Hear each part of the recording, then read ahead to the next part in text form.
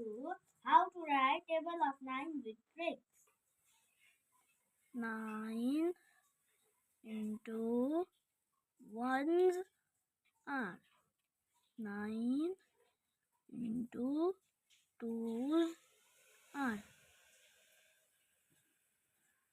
9 into 3s are 9 into 4s are 9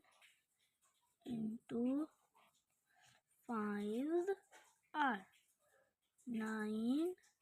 into 6 are 9 into 7s are 9 into 8s are 9 into 9s are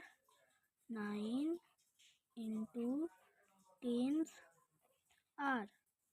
9 into 11s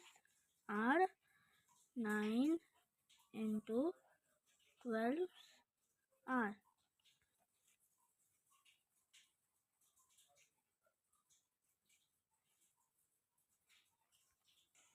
फिर 2 3 4 5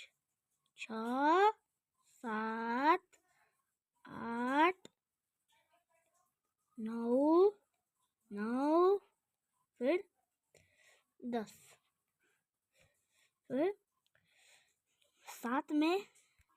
8 में minus करेंगे, 1 minus करेंगे तो 7, फिर 7 में 1 माइनस करेंगे तो 6, फिर 6 में 1 माइनस करेंगे तो 5, फिर 5 में 1 माइनस करेंगे तो 4, फिर 4 में 1 माइनस करेंगे तो 3, फिर 3 में 1 माइनस करेंगे तो 2, फिर 2 में 1 माइनस करेंगे तो 1, फिर 1 में 1 करेंगे तो 0,